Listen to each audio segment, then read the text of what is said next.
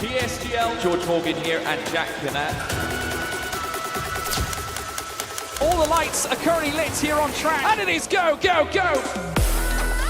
Down through the Mercedes teammate. Denoso with a crafty manoeuvre up the inside. Masterclass from the Chilean. Crucial championship points on offer Do here. not countdown Danny Beresne. Longe has done the job. This is for the win between these two.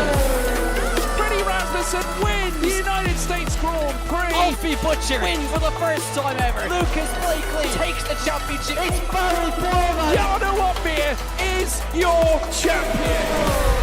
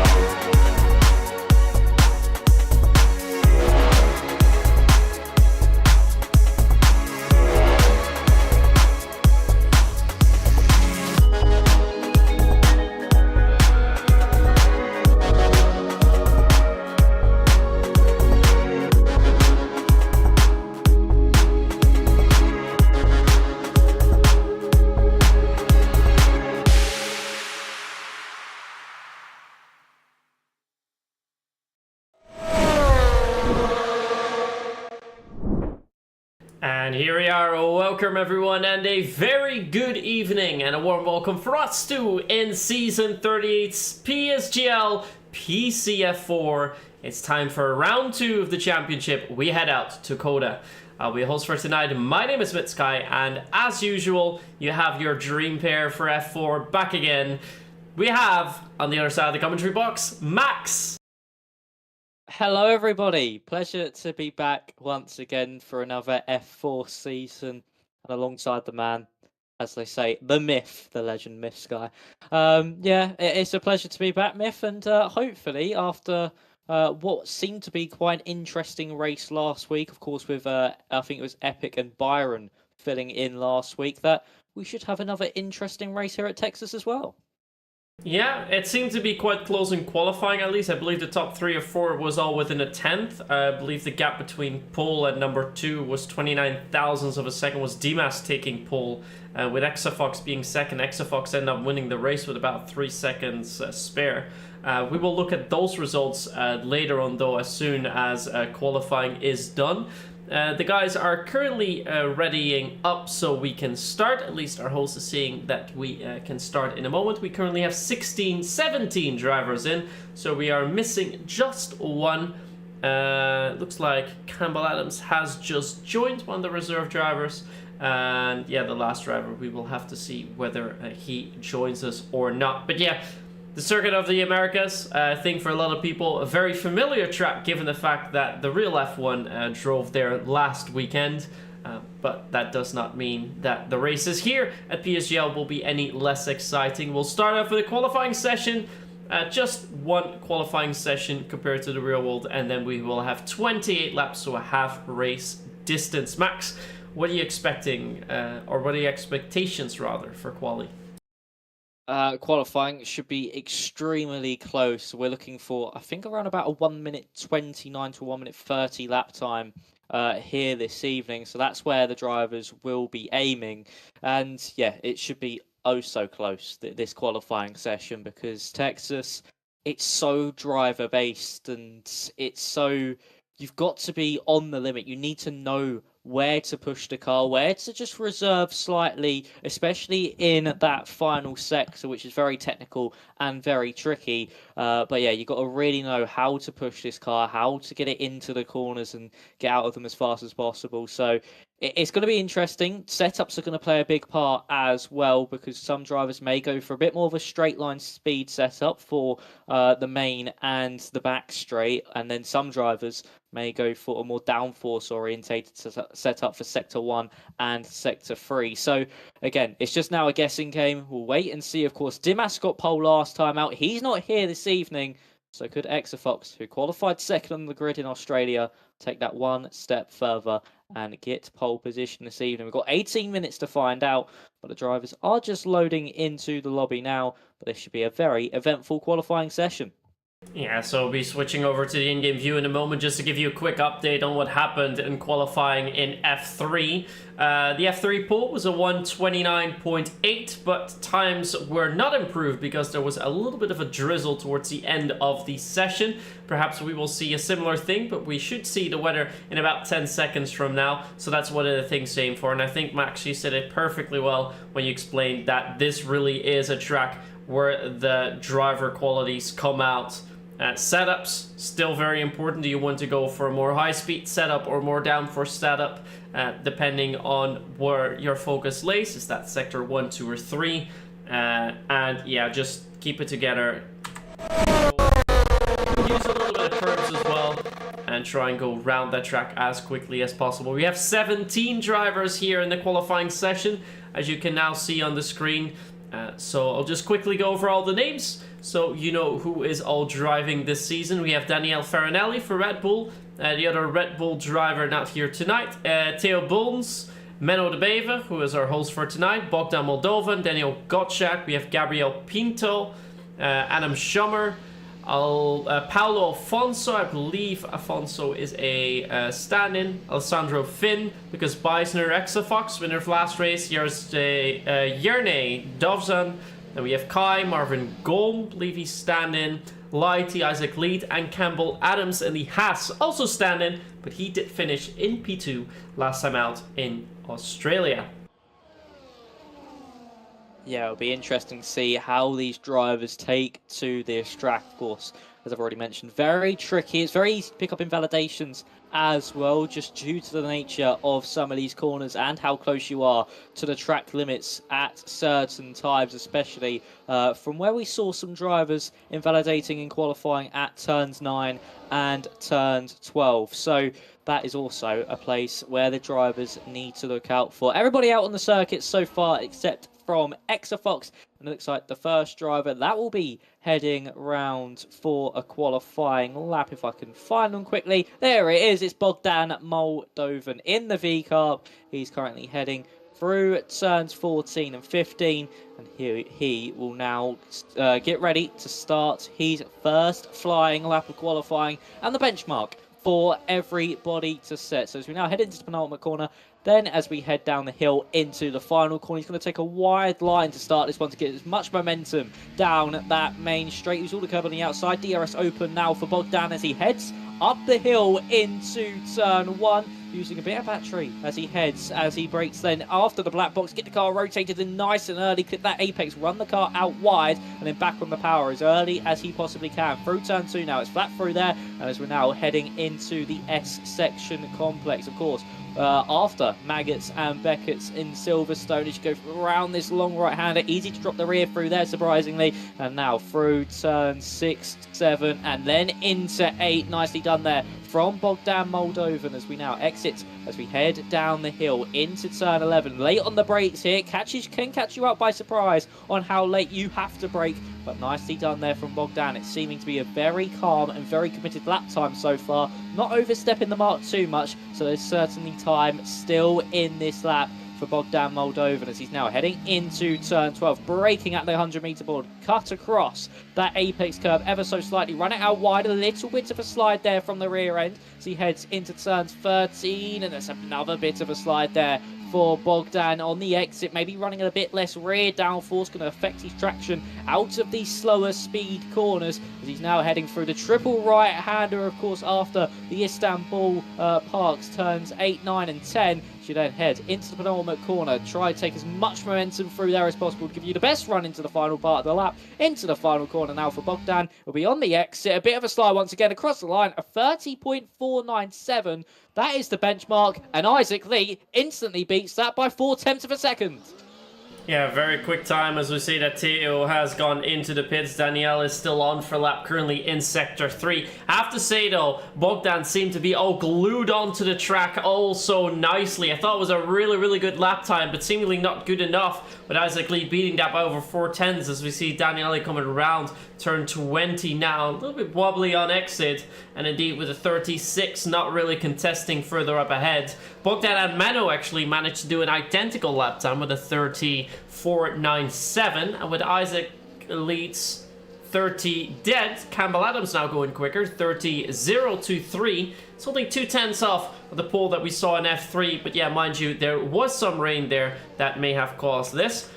You see that 4 drivers have aborted. Those are Theo Bollens, Lucas Beisner, Jerne Jovsen, and Lighty. And we now have Fox out on the track. Your race winner last time out, but he picks up track limits there, taking too much curb at the start of the second sector. So he will be aborting as well, driving that back into the pit lane. But I think if I see how slowly some drivers are, I think Theo has already left the pit lane, and indeed he has, together with Lucas Beisner. So one of the two will be the next to start the lap. All the other drivers will be coming in. But for now, your top 5 is as follows. Campbell Adams, provisional pole, followed by Isaac Lead. Paolo Afonso is in 3rd, then it's Adam Schumer. And for now in 5th is Alessandro Finn.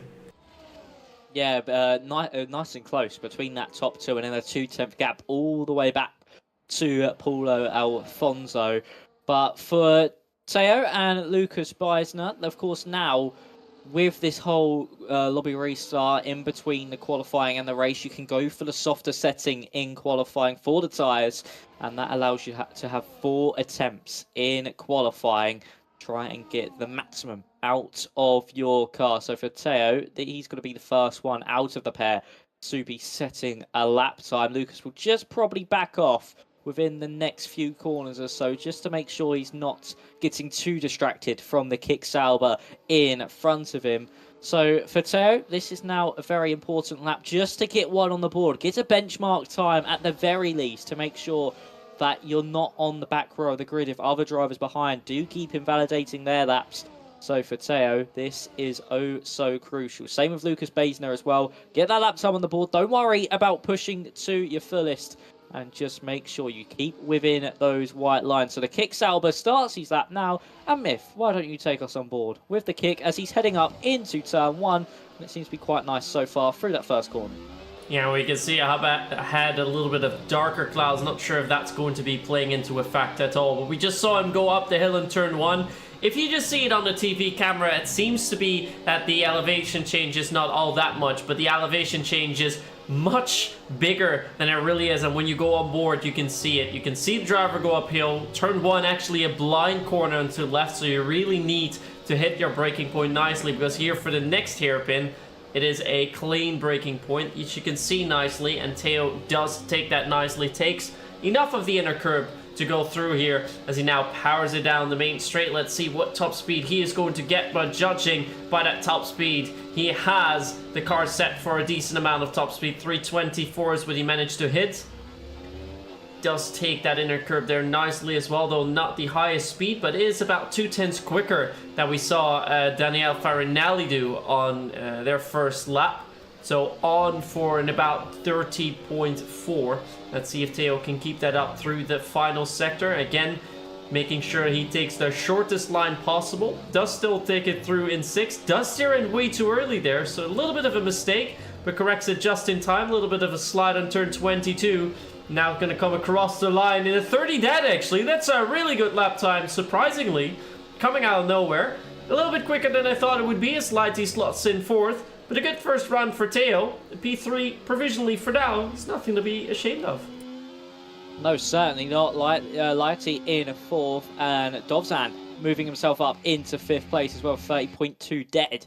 But yes, but for Theo I feel like those final 2 corners were very scrappy for him. Certainly a lot of time in that penultimate corner at the very least. So he's certainly someone to keep an eye on for this pole position. Bogdan Moldovan is on another lap as well. I don't know if he's the furthest one round of the drivers on the circuit. but he is heading into turn 11. So the V-Carb currently sitting in 10th place on the exact same lap time as Menno. He's up by just under a tenth in the first sector and just over a tenth and a half in the middle. So this could be a big improvement and could gain him at least 2 spots in this qualifying session so far. So as he exits out of turn 15, that was a lot smoother than we saw him do last time around. Now let's see how this penultimate and final corner goes. Last time he took a bit too little minimum speed into the corner, and that was a lot better from Bogdan this time around. Now into the final corner. Can he keep it stable and exit? He does so. Where's this going to put him up? Shoots him up the times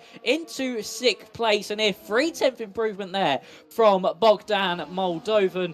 And that was a very respectable lap time from the V-Carbon only 14 thousandths of Dovzan, who is going to be next to be setting a lap time. It is Daniel Gottschalk in the Mercedes. Let's see what he can do. Of course, just like Moldovan was sitting 10th, he now goes to the top of the times. A 4/10 improvement from Daniel Gottschalk. A brilliant lap time from the Mercedes.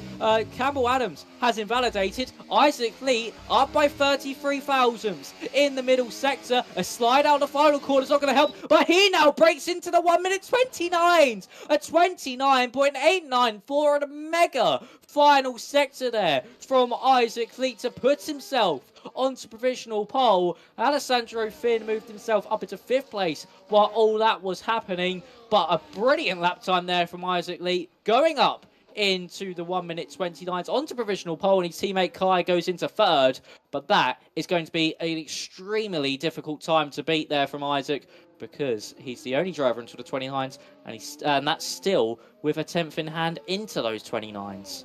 In the meantime, we see Kai slotting in 3rd nicely too, as Pinto improved by a little over 3/10 to put himself P9. Daniele Farinelli currently on for the improvement as well, up by about a 10th. That's enough for at least 1 position. Would like to get more, and does improve quite a bit more in that final sector. Another 10th added, a 30.3, but still in P13 for a time being. And I think Lucas Beisner is on for a lap now as well. Has actually just started one. He's now going up the hill for turn 1. Locks up a little bit. Oh, that's a big cut. And that is what you call a proper track limit, so he will need to restart that. But he's got 6 minutes 45 seconds left on the clock. No time set yet. Same goes for Exafox. If I currently look, Danielle just did a lap. Adam Schumer also did. Gabriel Pinto we saw do a lap earlier. Alessandro Finn did a lap, is now into the pits. Kai is going to come into the pits, and so is Isaac Lead. So we only have drivers on out laps, and I think Teal is the one. No, it's his teammate actually. No, wait. Adam is coming in. One of the Haases, they are on an out lap. Yeah, Theo would be the next in line to go for a lap. So we still have a little bit of time to chat about that. But yeah, so far, 1 driver in the 1 minute 29s. I think more drivers are going to follow, especially if you see how close it is. Gottschalk with a 007, Kai with a 022, and Campbell Adams only 1,000s away from that, but he did invalidate his second run, so I think he can definitely improve. As for Theo, we just saw him do his second run. The first timed one, after the first one was invalidated, did go for quite an improvement. Can he break into the 129s? With Max, you're going to find out. Yeah, that certainly is going to be the question. The pressure is now on his shoulders because, of course, there is time in that penultimate corner.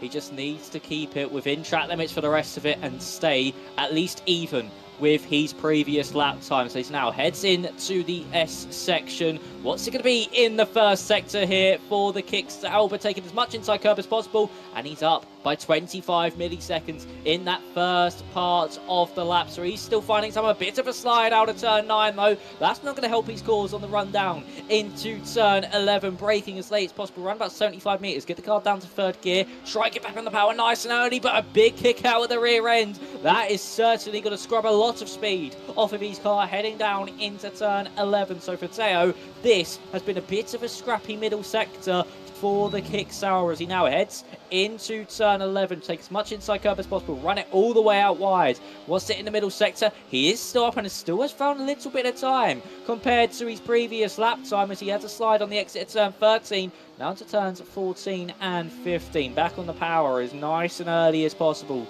And then just guide it through this triple right-hander. Clip one curb, clip the other, and then just miss the third part of the apex as you head into the penultimate corner. But he's gone wide. First time it was turning in too early. This time carrying too much speed. And for Teo, that unfortunately brings the end of another run. Only 1 out of 3 runs have been successful. Lighty is on a lap. He's down by just over a tenth, just under a tenth, sorry, in the middle sector. He's running wide through the penultimate corner, able to just keep the car within track limits, but obviously wasn't improving as he darts back into the pit lane. What's Campbell Adams doing? He's invalidated. Dovzan's into the pit lane as well. Paul Alfonso has also invalidated on his lap time. So the only driver left out to be on a competitive lap time is Bogdan Moldovan, back down in 10th place after his improvement. So let's see what he can do as he's heading down into turn 12.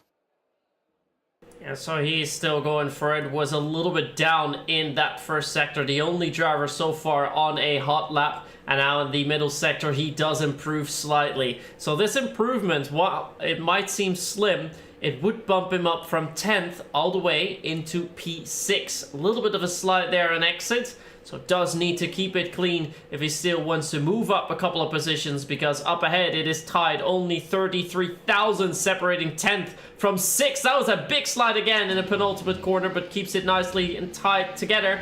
Breaks a little bit early for the final corner, doesn't want to make a mistake, and it is enough for a P6. So good improvement for Bogdan, but will he have enough time to do another run?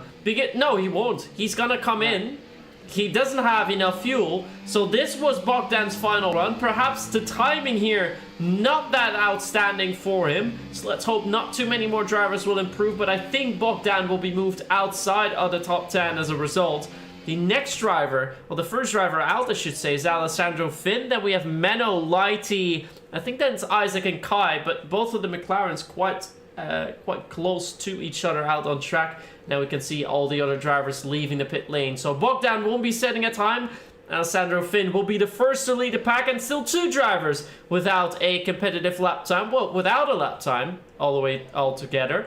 Lucas Beisner, and also a race winner from last time out, Exafox. Yeah, a poor session here from Exafox so far by his standards to not even have a competitive lap time on the board. That'd be quite disappointing and put a lot of pressure on him heading into the final part of qualifying here. So 1 minute and 43 left on the clock. And Alessandro Finn is going to be your first driver to be setting their final lap in this tense, tight, and very, very close qualifying session. So as we now head out of the final corner, what can the Williams man do? It'll be DRS open as we head down this main straight. And this is now an all-important lap from Alessandro Finn. No retries. It is just flat out from here. A bit wide from the turn 1 apex. That's going to cost him some time, but it's going to give him a lovely amount of momentum. Heading out of turn 1 through turn 2 and into the S section. So for Alessandro Finn, 4, 5, and now into this long right-hander of turn 6. Looking at the first sector split, he's had a bit of a slide there. Has Alessandro Finn. He's still up, though, by just under a tenth of a second. Taking a bit too much curb through turn 9 as well, just unsettled the car ever so slightly. So he's heading into turn 11, trying to get caught out like he did at turn 1. And he's done that very, very nicely and kept the car on the power as well. Very smooth, very precise from Alessandro Finn through turn 11 as he's now heading down the hill once more. Just look at the way the track undulates up and down. Another blind apex of turn 12. Get the car turned in nicely. All the way out wide he goes. In this middle sector split, he's lost the time he's found in that first sector. Maybe the mistake heading through turn 9 has cost him dearly, and maybe a chance of getting onto the front row of the grid. So as we now head out of turn 14 and now through 15, 16 and 17. So let's see what he can do for Alessandro Finn. Can he get past Bogdan Moldovan, or will it come up just a little bit too short? He was down in the middle sector. Can he find some time for an improvement in the final sector? Yes, he can, and attempt to do so. It's this mega final sector from Alessandro Finn. Really strong from the Williams man. There is an Alpine, I think that's going to be next to the line. Yes, it is. It's Lighty who's down in the middle sector. Can he find any time in his final part of the lap? He's going to be the second driver and actually invalidates into the penultimate corner. Unfortunate there for the Alpine. That's going to be very, very disappointing for him. It's Len, the Ferrari of Menno, who's coming out the final corner. Second slowest so far, goes up into 7th place. Isaac Leet not able to improve. Kai improves to make it an all-papaya front row of the grid here. Gottschalk not able to improve either, but Campbell Adams is up by 68 thousandths of a second, so the Haas driver will lot on his shoulders. Teo is up by a 10.5 nearly here in the middle sector. He crosses the line to snatch provisional pole away from Isaac Lee. Now all eyes turn to Campbell Adams. Out to the final corner. He goes to the front row as well. But Teo with a lap at the death. He's strong enough. Dobbs fan across the line. I don't think got it there, got it into P10. But for Teo, all the pressure from that last lap and the penultimate corner from the lap before resting on his shoulders. But under pressure, the diamond was formed, and what a lap time that was to put him onto pole position, a 29.795, and over half a tenth clear of Campbell Adams. But that's a very close top three, under a tenth of a second, separating Teo, Campbell, and Isaac. Yeah, and for Teo improving by over 8 tenths compared to his first lap, that shows how much he managed to improve all the way through, and it's a well-deserved pole for the man in Kick Sauber. Then we've heard your top three. Then we have Kai, Daniel Gottschalk, Alexander Finn, and the rest we don't get to see because it immediately switches, so that's a little bit unfortunate. We can restart in a moment. There's tons to talk about, but before we do anything else, we'll quickly go to our quick commercial break.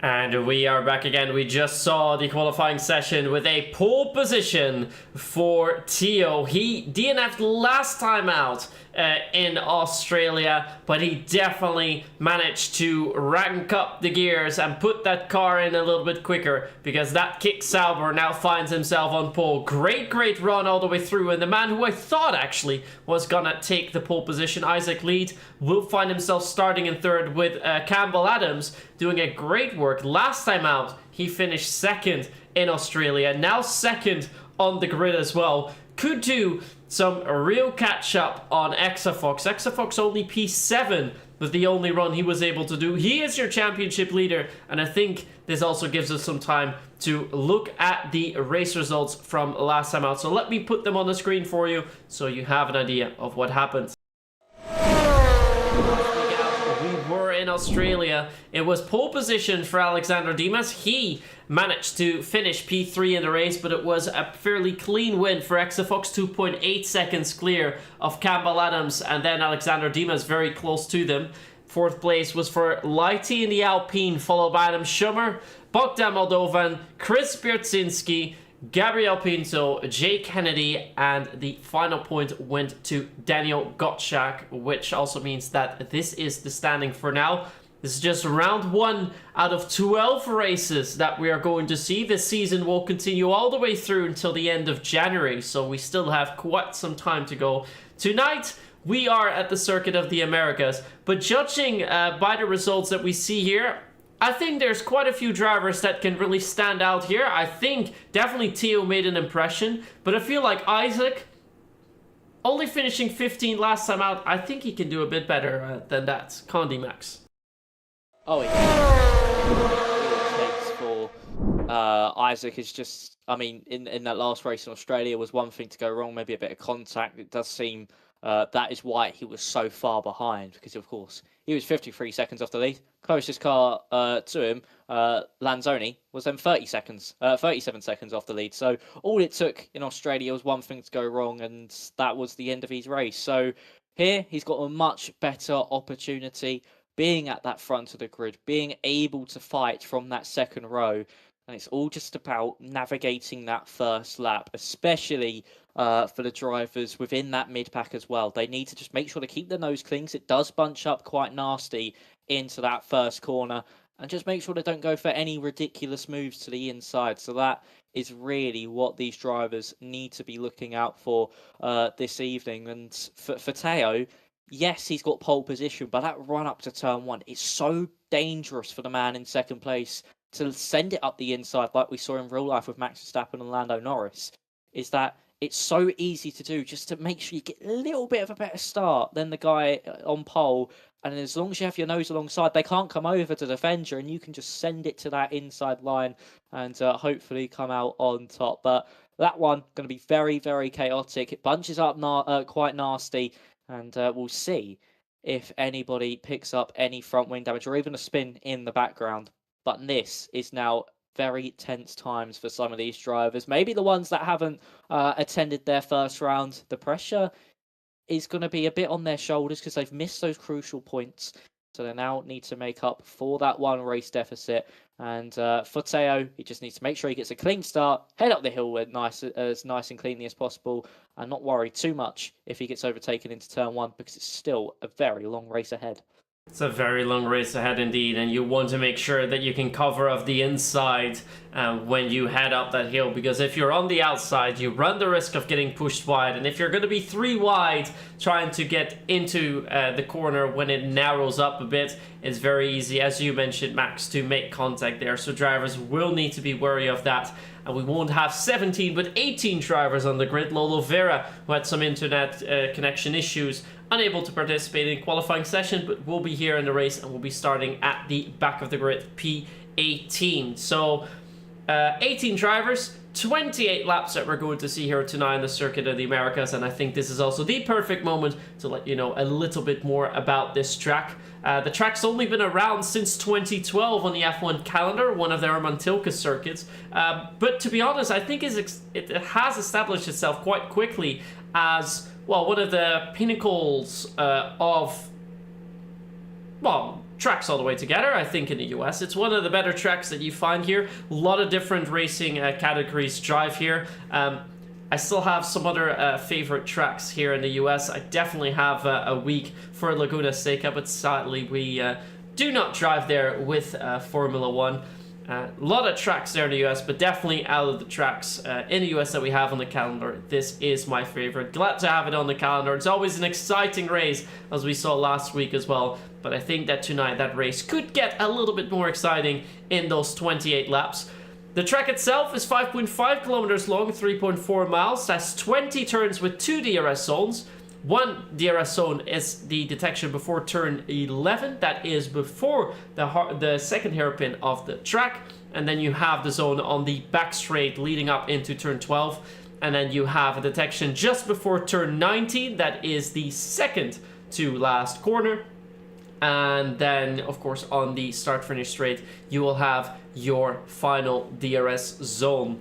Yeah, the other thing I need to mention, just one more thing, your pit lane time loss allocated at 18.6 seconds. Yeah, that was covered quite nicely there, Myth, and you're quite right. Even though it's such a young circuit compared to others in the United States, it's already cemented itself as one of the best just due to the nature of the circuit. It's got everything, and even the drivers in real life, they love it just as much as we do on the game, because it just challenges you from every single aspect. It's got slow speed, high speed, and medium speed corners. What is there not to love with a really long DRS zone as well to play with? But we're loading in to the race now. Interesting to see what strategy the drivers go for. It's going to be either a hard medium or medium hard. So I'm expecting maybe the likes of Teo and Adam Campbell to go on. Campbell Adams to go on those hard tyres, and then maybe some drivers further back, like your Isaac Leeds, like your Doz fans and your Bogdan Moldovans, to maybe start on that medium side, get a stronger getaway, and then go from there. But we'll have to wait and see. The medium hard medium strategy is quite even on this game, I've seen. And so for Texas, it's going to be interesting. The battles are going to be fun. And we're going to have to see if anyone gets caught out, not only at the bunching into turn 1, but into turn 11 as well. Yeah, we have now loaded into the game. We can see that the skies are clear. I'm gonna change us over in just a moment because the drivers are still working on their setups. I do think for the drivers it would be a good idea not to start on the hards all that much. You never know what is going to happen in that first corner, and if you have to go for a pit stop, we have seen before that drivers can go for a fairly long stint. I don't think they can do an entire race on those hards, but starting on the hards definitely not the most ideal thing. So I hope at least to see, I hope I'm right, that we'll see most of the drivers start on the mediums, though I do think a few drivers will try it out on the hards.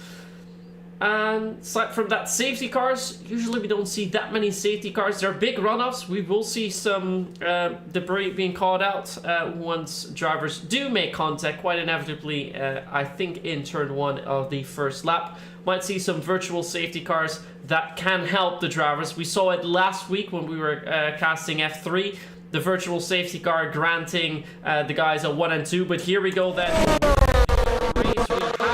Got all drivers out on track, and just in time the lights go off and we see a good start on the inside for the Haas of Campbell Adams, but still Theo has gone the best getaway, and he will make sure to cover that off nicely. They don't make contact there. A few drivers going wide, some damage up ahead, but I think all the drivers getting through nicely. Did see a part flying, so I'm not sure if someone lost a front wing end plate there, or if it was just marbles from the tires that we saw, as we see a couple of drivers really taking it to each other around P12 and 13, with Paulo Afonso going extremely wide there. Again, a lot of drivers trying to go through there together. Daniele Farinelli is battling hard with Lucas Beisner. Will have to slot in behind, and that opens up the door for Adam Schumer, who's dropped down quite a bit as well. And there comes Marvin Golm, who's gone past Danielle as well, and he's trying to make it 2 down the inside, just a little bit too much. Lola Vera still in P18, has started there nicely after not having a qualifying session, but the race lead still in the hands of Theo Bulls.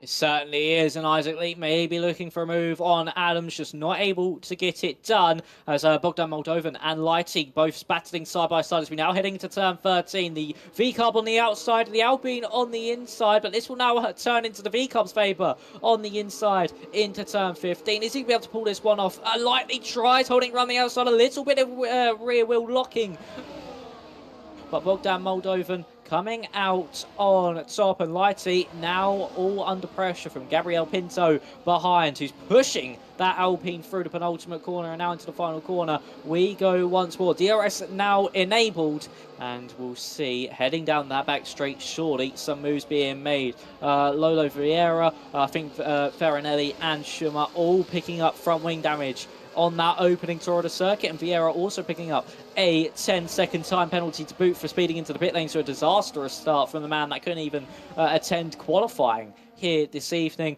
and it's already started absolutely abysmally. It's gone from bad to worse for him, and that is also front wing damage on Exafox as well. Last time's out race winner, he must have been the one that picked up that damage at turn 1, because the Aston Martin, he's going to be struggling through the first and the final sectors where the downforce is oh so crucial, and he is on that alternate strategy alongside Dozfan on those medium compounded tyres. Menno to the inside of Alessandro Finn, not able to get that move done, and Alessandro just able to stay ahead in his Williams. What's going to happen further up though? Is there going to be a swap for the lead? Yes, there is. Adam to the inside of Bulls, and he gets it done nicely as he stops the car into turn 12, and that's Gottschalk to the inside of Kai. Kai now going to try and hold this one on the inside line into turn 13. He's able to pull that one off nicely and keep that defensive play at hand. Exafox could maybe put his hand into this, and here comes Dozfan to the inside of the Aston Martin. That was a late lunge. He saw Exafox not go for the move on the Mercedes. He got bottled up, and this is allowing Dozfan to go around the outside. A brilliant move, Sebastian Vettel-West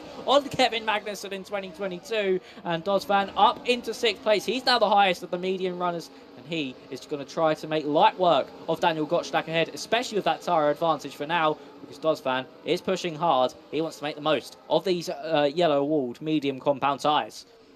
Yeah, he's starting to try and get up a little bit. We saw XFox having that damage, so definitely not the greatest start to the weekend for the Aston Martins with Lolo. Not being able to participate in quali, starting the race, early pit stop, penalty, and his teammate, championship leader XFox, managing to only get onto P7 after quali, and now with that front wing end plate damage. So I think he will continue the session at least until the pit stop sequence, and then just change the front wing. That would be the best thing that he can do. Hopefully he can still make up some time then.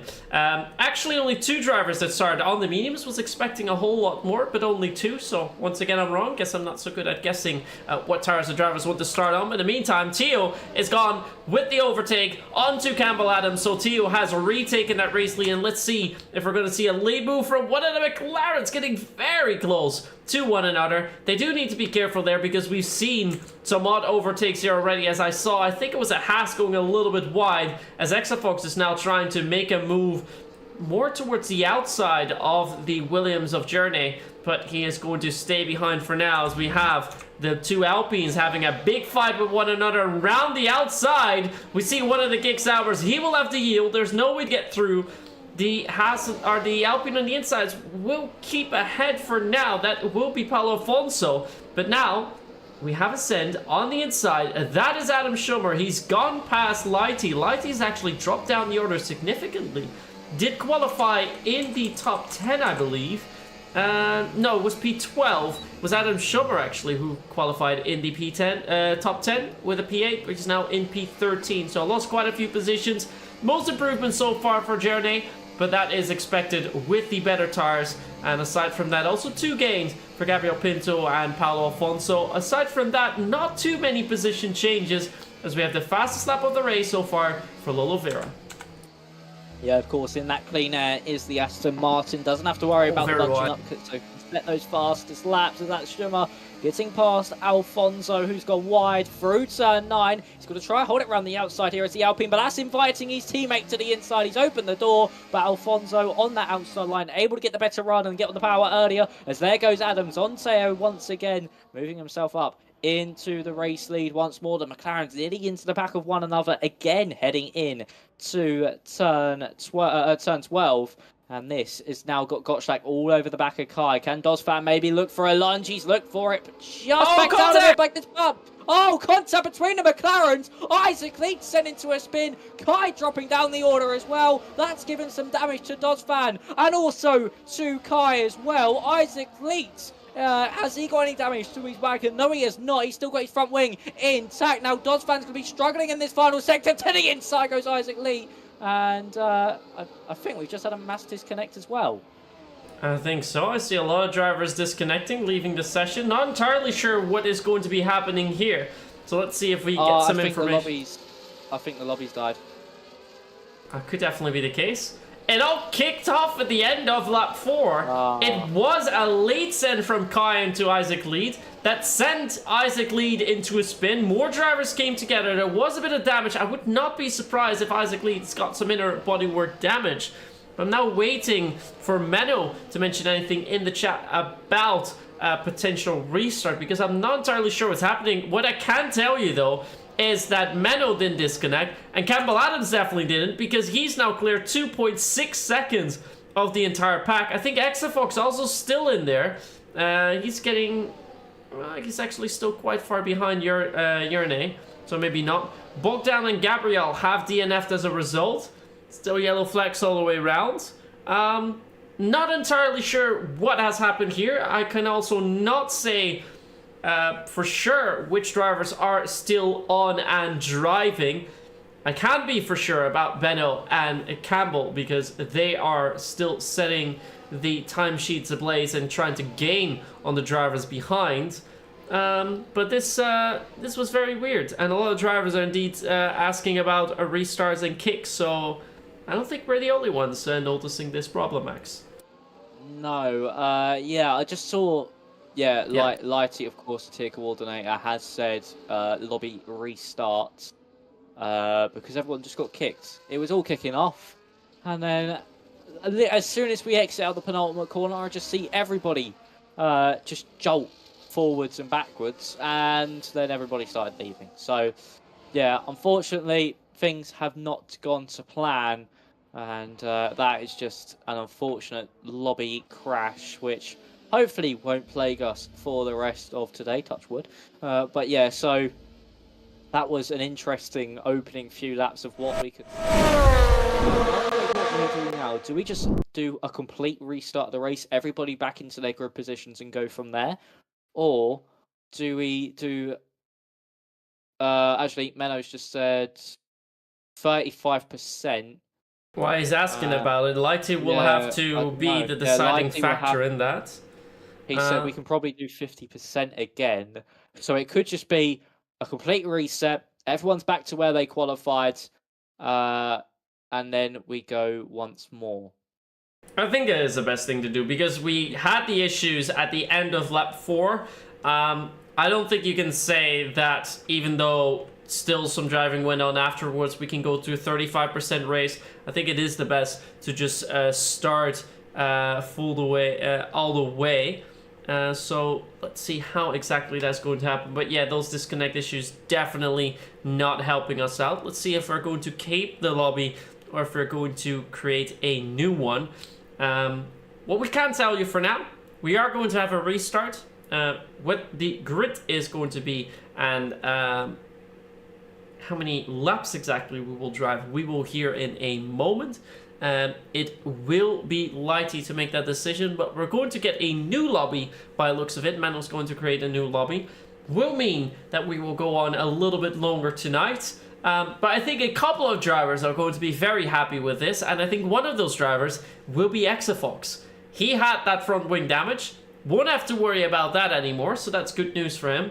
But also Isaac Lee, tapped by his teammate Kai, surely must have been very upset about it. But now, with this crash, it really doesn't matter anymore, so I think he'll be very thankful that that doesn't count. Yeah, he certainly will be, because that was just chaos at the end before that lobby disconnect. So I have online services error. I hope the rest doesn't have that. Let's see if I can reconnect. Oh no. No. Yeah. Let me have. I think I'm okay. Yeah, I'm okay. I'm back in now. Okay. Oh, okay, good. Hallelujah. If you couldn't connect, then that would have been a whole another issue. But yeah, for the likes of Fox, even the likes of Adam Schimmer at the back there, he's certainly is counting these lucky stars, because of course he qualified within the top 10, then got front wing damage, then had to make his way all the way back through the order, and yeah, so Adam will certainly be very happy about that, because of course that was certainly not how he would have wanted his opening lap to go, and he will definitely take it with much more care this time around. And so we are going to go 50% original grid. So yeah, that definitely just makes things a bit more spicier as well. And that could maybe cause a bit more of an opportunity for maybe Isaac Leet or even Campbell Adams to go for the move once again into turn 1. Yeah, and definitely also for Lolo Vera. Of course, that penalty that they got after pitting on the first lap, that will now be gone as well. So we'll be back in the mix. So it's good for them, as Menno has just back into the lobby. So that is good news. But I think this decision overall is the most fair. I don't think shortening the race would have worked well here. Of course, this is not something that you're going to see in the real world. Perhaps we can compare it a little bit to a red flag, but also not, because we are restarting all the way over and not continuing where we left off. But as I said, the first way to go at it. I'm back in the lobby. We currently have 17 in the lobby, so pretty much everyone has been invited. Just waiting for myself to be able to put it on spectate. That has worked now. And we're just waiting for one more driver, and then we will be able to ready up once more. But that was quite unexpected. I hope the other tiers didn't have any issues with this, especially F2. I think F3 is finished by now. But by the looks of it, I think it was, well, just a server issue, really. Yeah, it did seem so, the way everyone just disconnected there. That was very, very strange.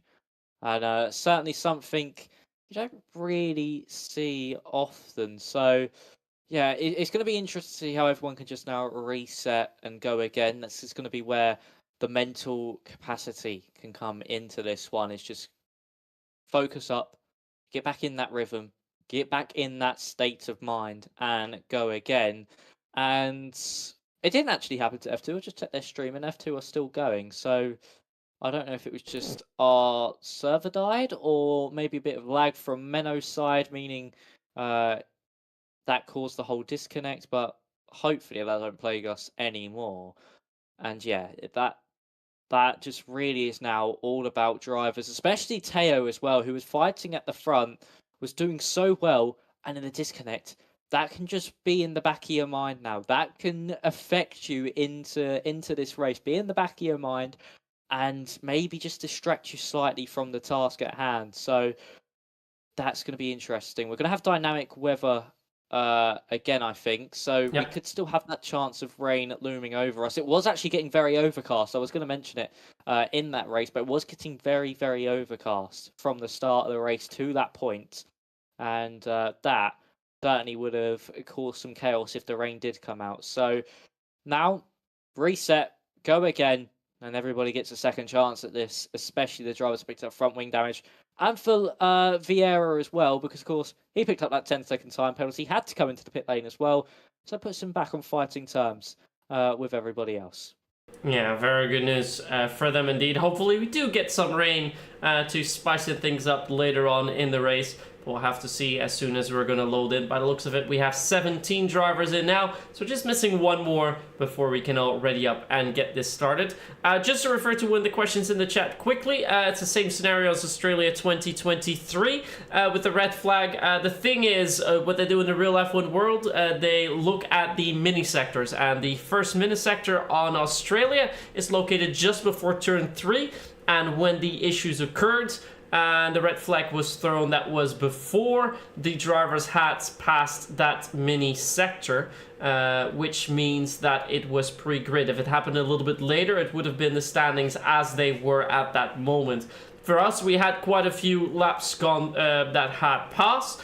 So if we had to go by the same rule, we would have gone back to about sector 2 of lap 4. But yeah, that is not something that we're going to do, because we're not going to take away 4 to 5 laps. So it will be 28 laps and just a normal restart. Yeah, we're just going to completely reset it, because if we were maybe 8 laps into the race, we would have then maybe done a 35% Grand Prix.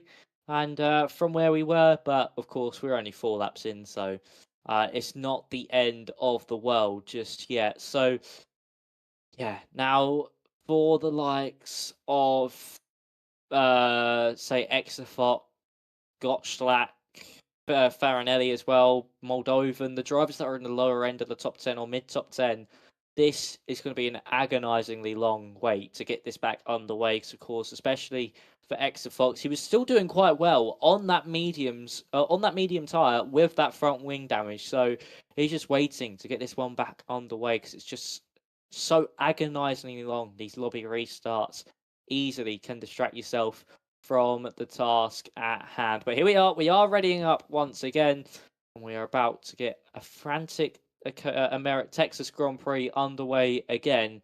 And from what we saw in those opening 4 laps, it's going to be chaotic, and hopefully we get the same again, because it seems to be spicing itself up to be a very interesting Grand Prix at that point.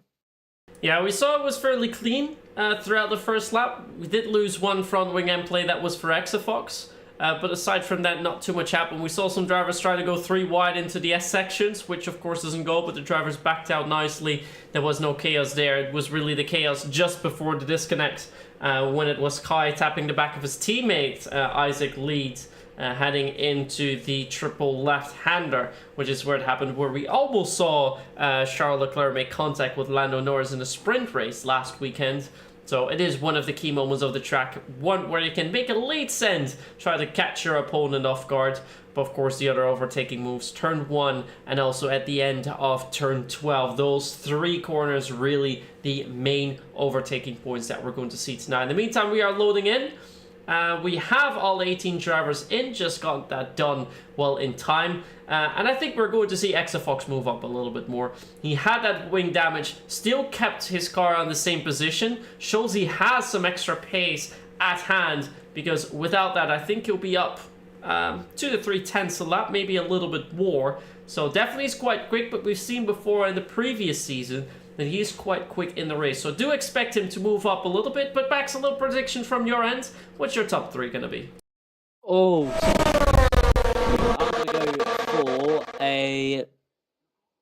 I'm gonna go for a Got Black third. I'm then gonna go for a Teo P2, and then I think Campbell Adams is gonna get that top step. He's gonna go one up from last time out in Australia. He did seem to have very good pace in that opening stage of the Grand Prix, so I think he's gonna do it again. And yeah, try and take that top step. This time around. And at the minute, it is looking to be a very similar race start to last time out, with currently Exafox and Dozfan on the mediums. I say that, Exafox switches back to the hards. So, yeah, no. I'm, again, not expecting many drivers on that medium compound to start with.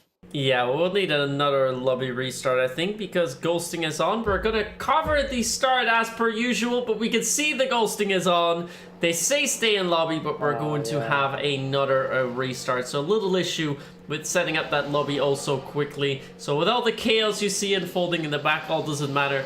We're going to go back to the commentary view. If it wants to, it doesn't want to switch.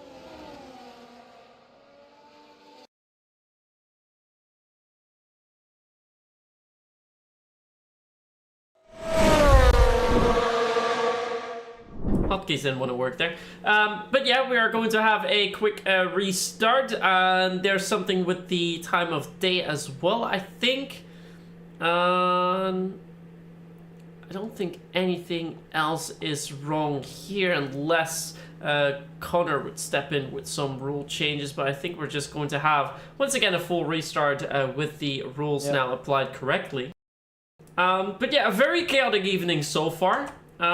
Not something that the drivers or the hosts can do too much about, but let's hope we can get everything underway nicely and clean all the way through. Now, we did talk about our predictions for top 3 before this chaos kicked in once more. You predicted that Campbell Adams was going to win the race, and I think I have to agree with you there. I think he will be taking the top step tonight. Do think Exafox is going to get quite close, but only P3 for him, and I think Teo will make sure that he puts that pole position to good use at finishing in second. So quite similar to what you had. Let's see how many we can get correct tonight. So race win for Campbell on my end. Teo second, and third, Exafox is what I am going to guess. That does sound like a very, very solid prediction from you there, Myth. And you know what we haven't covered yet so far in this stream? That could help us with this little break.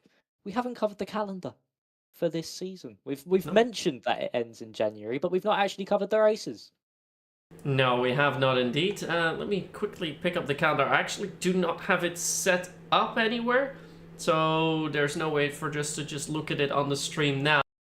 But I can still take you over, because I of course do have the calendar saved on my computer. And that will be this one. So the calendar for this season started last week out in Australia. Then we're going to have 5 races in a row, with the second one here tonight. Texas next week, October 31st. We head over to the legendary Spa-Francorchamps before heading out to Canada November 7th. November 14th will be in Qatar. Then we have a break week, November 21st, before moving on to Monaco for round 6. Now that will be great.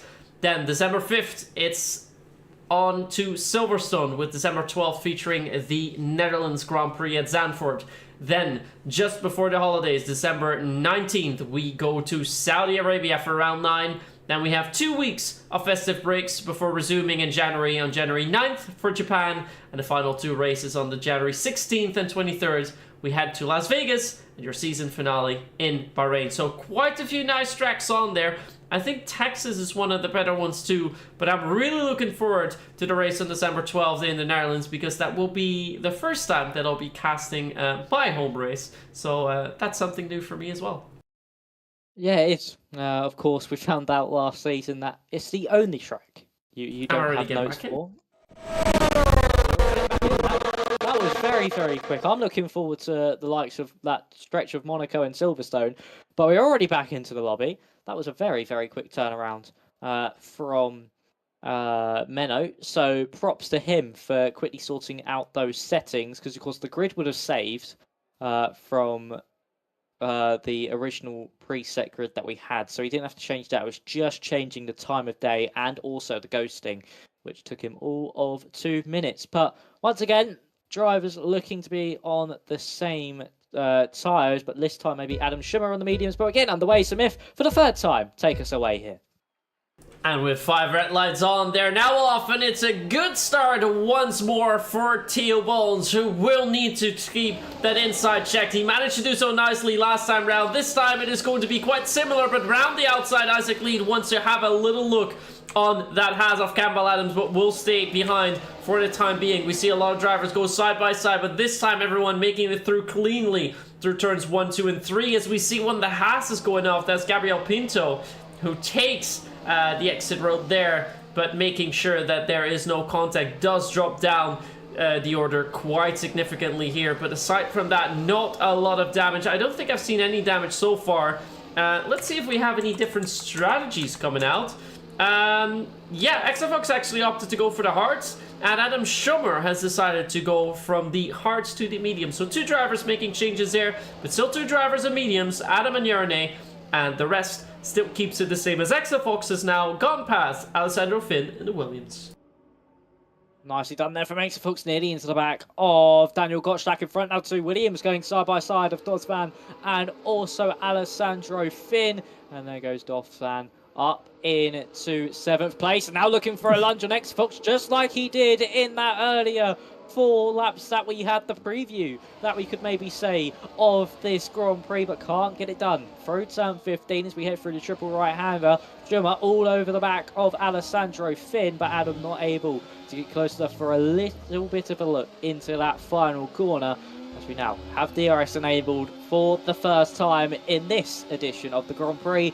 And unfortunately for Lolo Vieira, has to come in to the pit lane once more for a front wing change. Unfortunate for the Aston Martin, and that's Adam round the outside of Alessandro Finn. That's bold. That is very brave, and it is beautiful so far from Adam Schummer, who'll be on the outside for turn 3, inside for turn 4, and that was opportunistic to say the least from the man on the mediums. Went to the outside, the unconventional line for turn 1, and managed to put it off absolutely beautifully. So for Adam, well done to him. That was a very, very nice and well-calculated move from him. Alessandro Finn now under pressure from Menno behind in the Ferrari. Prancing Horse now trying to get past the Williams as we head down this back straight once more. With DRS open for everybody all the way down to Paulo Alfonso as we hit the brakes once more into turn 12. And Campbell Adams does not go for the move this time around, and it all stays as it is as we bunch up through turn 12 and into turn 13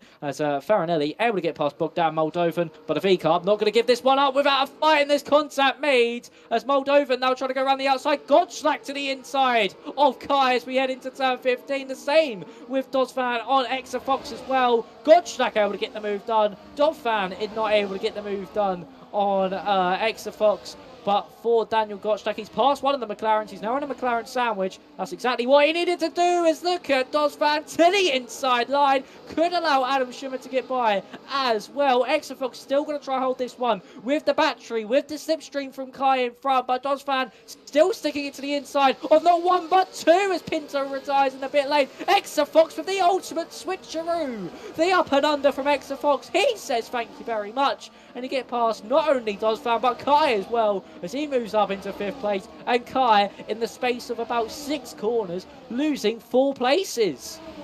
Yeah, in the meantime, Gabriel Pinto has retired as we get a lovely aerial view with a helicopter camera here of the track and the drivers up ahead. This is something that we love to see the most. A really good view, but a wonderful overtake. Double overtake by Fox, now moving his car up into P5. Another thing that kind of caught me off guard, Max, maybe you can help me out with that. The first lap, after the first lap, we saw the fastest lap set by Campbell Adams, but he started in P2 and he crossed the line in P2. How does that work? I'm not gonna lie, I do not know. I was really surprised about that as well. That shouldn't really be the case. I mean, unless the slipstream helped him along ever so slightly. I'm not sure how that can be the case, especially with Teo being the first driver to cross the line. But that's the F1 game for you. Codemasters doing their best as always to make the game a little bit more buggy than before. But yeah, for Campbell Adams, he's now got the move done on Teo. And he'll try and pull a bit of a gap, but of course with the DRS down into turn 1, that is going to be ever so difficult to do, and Teo could maybe fight back up into this first corner. He's getting closer and closer, just not close enough as we hit the brakes. And we bunch up once more, but Isaac Leet with a bit of rear locking there. That's invited Gottschalk to maybe have a move, and Exafox have a move on the Mercedes in front as well. So Exafox looking ever so racy in this Grand Prix. Of course, won from second on the grid last time out. Can he win from 7th here in Austin? As he's still got Dozfan behind, still looking ever so racy. But for Exafox, he is going to be looking for a move now on Daniel Gottschalk into turn 11 and maybe into turn 12. But he's got to make sure the Williams behind does not have a sniff of an opportunity, because knowing Dozfan, he will take every last opening that you give him, even if it's only a jar. Now let's see now, we're going to see the re-overtake by T01 to Campbell Adams, so he's going to retake that race lead. But we are watching Gottschalk as he's trying to get very close into the braking zone onto Isaac Lead up ahead. It's a fight for P3, and also Exafox is going to put himself in contention for that, as Alessandro Finn and Mano de Bever are currently fighting for P9. Just to answer a question in the chat real quick from Luke, where is Alexander Dimas? Dimas was absent for this race tonight. I have not read the reason for it, so I won't be able to tell you that. But after his P3 last week out, he will surely be back next week, I hope. But it was just this week, as far as I know, that he is absent.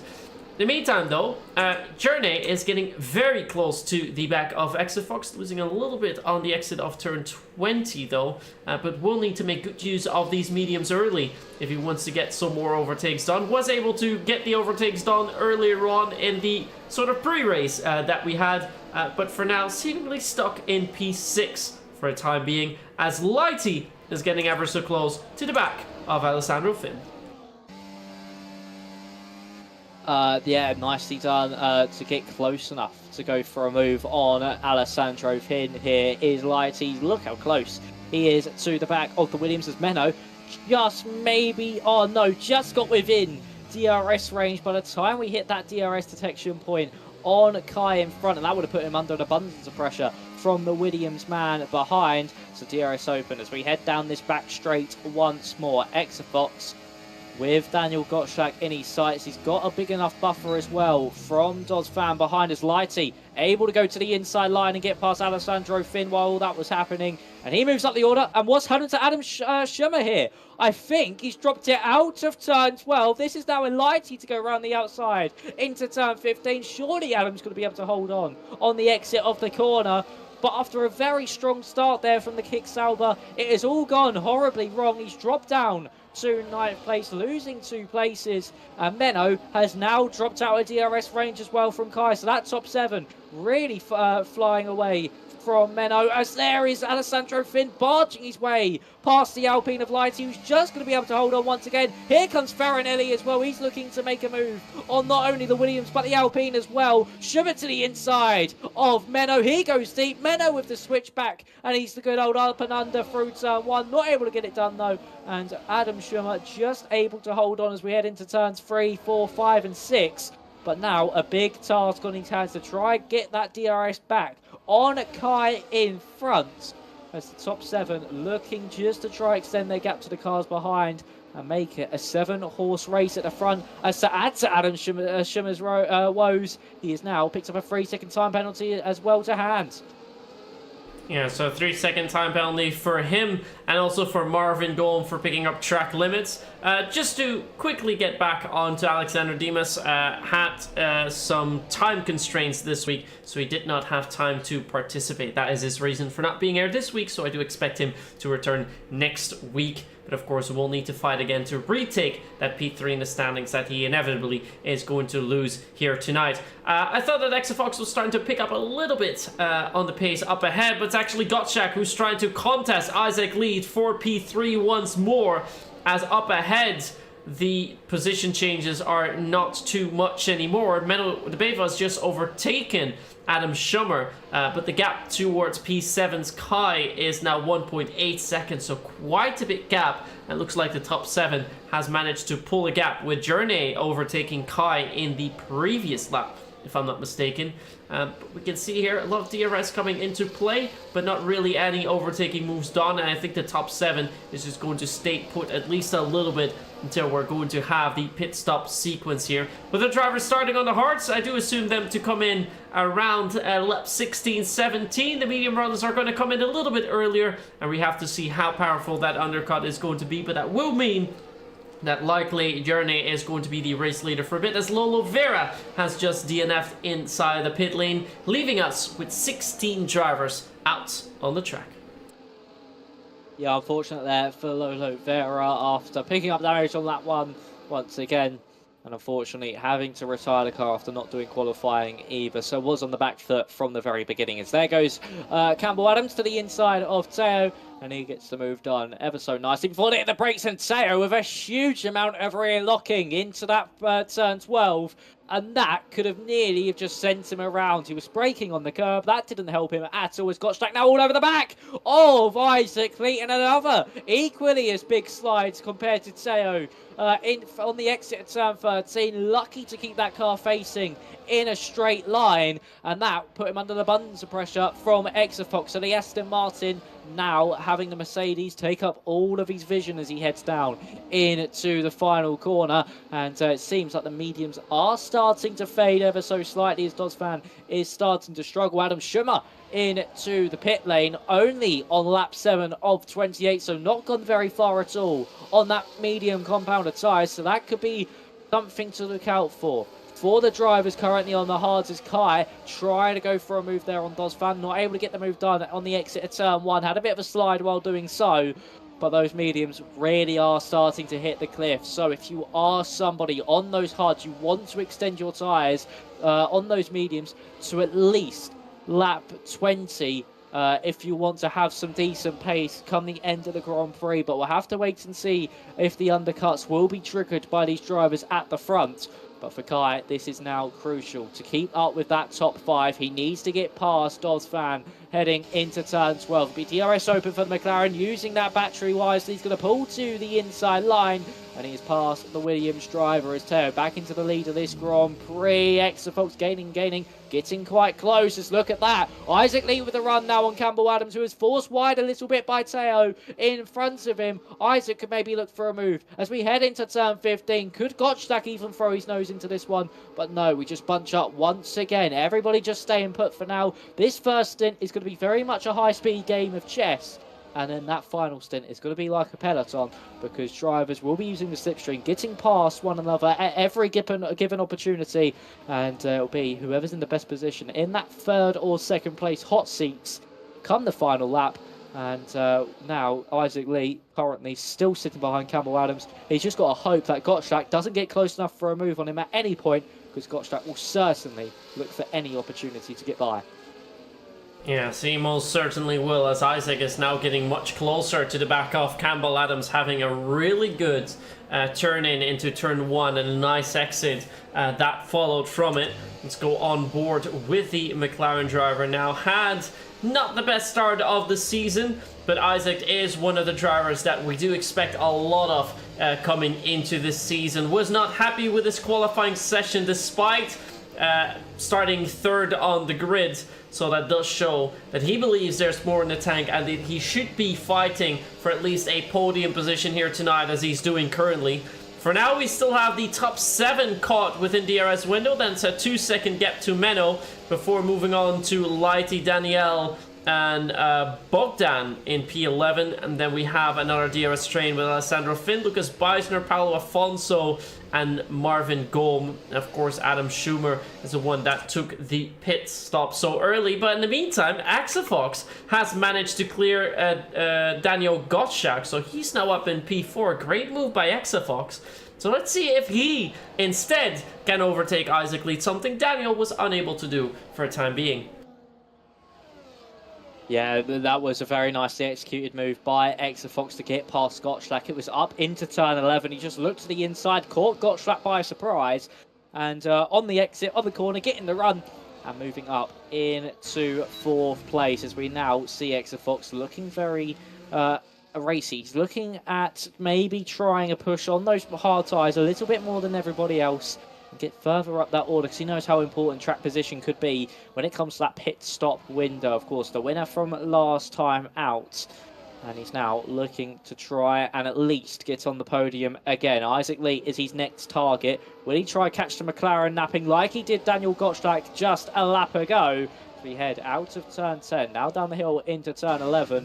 Is he going to look for the lunge? No, he's not. He's just going to sit behind once more. He's going to just wait for his opportunity, pick them off one by one. And as we head now down with DRS open, down this back straight into turn 12. Of course, that DRS train still spanning that top 7. As Isaac Lee getting closer, he's now looking for the move on Campbell Adams. He's going for 2nd place on the road. Is he going to be able to pull this one off? He'll be in the outside for turn 13. It'll be the inside for turn 15, though, as we try. It's all about this traction gain. Try on those marbles to get the best run as he possibly can. Exafox now trying to follow Isaac Lee through. Isaac able to get through, but Campbell Adams able to hang on to 3rd place. But Isaac has been threatening that move for the past 2 or 3 laps. He's been looking at trying to get a run out of turn 12 along the inside for the outside of 13. And then finish it off into 14. He's done that this time around, but Campbell Adams really starting to struggle. And look who is all over the back of him now. Heading up into turn 1, it is the Aston Martin of Exafox. Is he going to look for a move into the first corner? No, he is not. Exafox thinks better of it, and he's now looking at the exit again, just not able to pull alongside. But Campbell Adams is starting to struggle. Maybe his tyre management not on the same note as the others, and maybe just struggling a bit with the tyre wear, and maybe some overheating issues being stuck behind Teo as well. Yeah, I thought that 2 laps ago already saw that Campbell Adams was starting to lose about a tenth and a half to his nearest competitors, and with that overtake by Isaac Lead onto him, that does seem to be confirmed as he now has to try and make sure that he can keep Exafox behind, as Paulo Afonso has picked up a 3-second time penalty for track limits, one of 3 drivers currently with 3 seconds to their name. Interestingly, Jerne has made his pit stop. He made the pit stop 3 laps after Adam Schumer did, but he's still ahead of Adam, so that's good news. But look at that, a lot of contact as Exafox heads into the back of Adam Campbell. That's going to cost him a position onto Daniel Gottschalk, who's been promoted up back into P4. But here comes Gottschalk, a move, a send down the inside. Is he going to keep it in front? By the looks of it, he does, and Gottschalk moves up 2 positions here on lap 11. Very well done by him, and it looks like the drivers in P1 and 2, Isaac, has actually taken over the race lead from Teo. So a lot going on there on the back straight. A lot of contact being made as well. I'm not sure if there's any damage, if there's anyone with damage. That should be Exafox, but looks like his front wing end blades are still intact. But Campbell Adams slowly but surely moving down the order slightly. They do have a healthy gap onto Menu in P7, but surely sometime now, between now and a few laps, he is going to find himself not in P4, but at the back of this queue in P6, as soon as Exafox and Kai are going to make their moves onto him.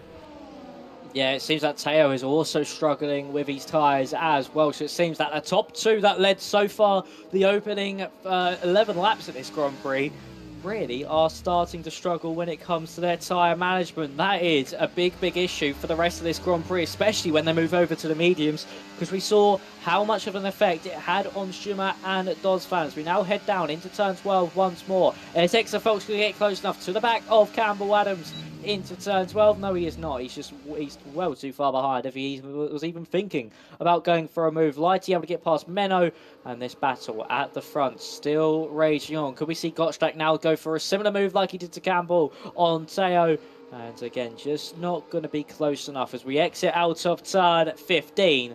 And this now is all about getting those key points of track position when this pit window arrives. It will be within the next 5 or 6 laps, but it's still crucial to get that track position now before it is too late and you can't get your moves done. So DRS open once again as we head down this main straight. Isaac Leet still leads the way from Teo, Daniel Gottschalk, Campbell Adams, Exafox and Kai. They are your top 6 in this Grand Prix. And they have built a healthy near 3-second buffer to the rest of the field behind. So it's a top 6 in a world of their own. They can battle how hard they want to. But this is now all about, will Gottschalk be able to get back past Teo, and will Exafox be able to get past Adams as we head through this first sector? And Gottschalk going wide through turn 6 could put him under an abundance of pressure, and it has. He's starting to struggle as well here as the Mercedes. Overheating, seeming to be the topic of the day maybe at this point in the Grand Prix. Yeah, and there we go. Have a little bit of a cheeky look there, Exafox, as he does desperately want to clear Campbell Adams, but his exit out of turn 11, usually not good enough to go for the move. Now he's really starting to reel him in though, so he should go for a move here down the inside. Is going to have a look. Will he outbrake? No, he will not, but actually it's Campbell Adams who outbreaks himself, gets a time penalty for track limits, but sends himself off the track and now rejoins back into P6. So that was a horrible, horrible braking into turn 11 there. Was going to be like, okay, I'm not going to let you outbrake me, Exafox, but instead outbraked himself. Had to avoid Gottschalk up ahead, otherwise that would have ended in tears. Did so very nicely not to make contact, but it does put him in P6 and with a 3-second time penalty. Not looking good for him for now. And also Manu de Beva has almost caught up with him. That gap now 1.1 seconds. It's Teo, on the other hand, who is now leading the race, has re-overtaken Isaac Leet. There will be flipping coins a little bit here in the next couple of laps before the pit stop sequence really is going to start. We do see that Yerne is quite a bit quicker. I think it's about almost a second quicker. So as soon as these drivers do make their pit stops, they will come out behind Yerne and Adam Schomer, but it will only be a matter of time before they catch Adam. And if Adam managed to stay within the DRS window of Yerne, then I think they will be overtaking him without too many issues. And that will also mean that the current top 5 will be fighting for the race win. Marvin Gold, in the meantime, has picked up a second 3-second time penalty. Is now up onto 6 seconds in total. Let's have a little look at the full penalties. You can see here 3 seconds for Campbell Adams, sorry. 3 seconds Alessandro Finn, Paulo Afonso and Adam Schomer, and then 6 seconds for Marvin Golm as we have position change for P9, Bogdan Moldovan, getting past Daniel Farinelli. Nicely done there from Bogdan to get past the Red Bull. And now Isaac Lee is just managing behind Teo in front of him. And this is now where the high-speed game of chess really comes into play at this stage of the Grand Prix. When it comes to this pit window, this is where do you pull the trigger first? Do you come into the pit lane and cause this undercut effect? Or do you just wait it out like the others and follow everybody else into the pit lane? That is the question, as Exafox looking ever so racy behind Daniel Gottschalk, as he's now maybe looking for a move. He used a bit of battery on the exit of the final corner. He's got the worst battery out of this top 4. And Exafox still not close enough to get the move done. We head through turns 2 and 3. Now, it is getting more overcast here in the skies above the circuit of the Americas as we head through the first sector once again. And for Teo, who's managed this race ever so well. Of course, he did drop behind Isaac Lee. That could have been strategic just to build a bit of battery back up once again. But he's really managed this race to the best of his abilities as we head into turn 11. Gottschalk all over the back of Isaac Lee. It's all about this run out of the hairpin. And at the minute, Isaac Lee just having the upper hand, just having those legs on the exit of the corner to stay in front of Gottschalk. He's now going to look for the move on Teo. To the inside goes the McLaren, late on the brakes. Gottschalk nearly into the back of Teo. Look how close that Mercedes got to the back of the kick salvo, pretty much pushing Teo through the corner. Lighty able to get past Campbell Adams, but for Isaac Lee, he hits the front of the field once more. And for Teo, he'll have to slot in between the McLaren and the Mercedes again. But Daniel Gottschalk really was close to getting a move done. Maybe just a bit of a better exit. We could have maybe seen him gone to the inside of the kick salvo, but I don't want to lose too much time to Isaac in front. Don't want to let him break away. Of course, that is for the race lead. We enter lap 16 of 28. Expect the drivers in within the next 2 or 3 laps. And that will really be crunch time as Bogdan Moldovan and Lucas Baesner all into the pit lane. Same with Marvin Golm as well, as they head off those hards and go on to the mediums. So we could see an undercut effect on those midfield drivers and see how much they gain on the likes of Schumer and also Doddsvan as well.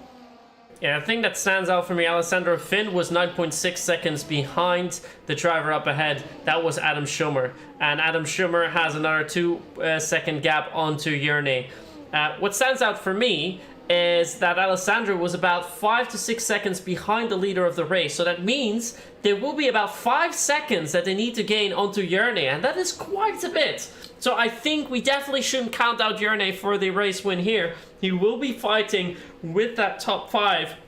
Remember that he was a part of when it was still a 7-man race. Campbell Adams, on the other hand, has lost significant amount of time. I think his tires are pretty much done for after he locked them up a couple of laps ago. He will likely be heading into the pits shortly as we see Menno with the overtake onto Lighty here, who keeps it in P7 for a time being. This pack being real close to one another. So we have a train for the top 5 with Theo Isaac, Daniel Exafox and Kai, and then a second train with Menno, Lighty and Campbell. But I think this pack will head into the pits now. But let's see if any of the leaders come in, and it is Theo who comes in first. Theo is into the pit lane, followed by Gottschalk and Kai. The rest stays out. Isaac knew he had to stay out because his teammate was there.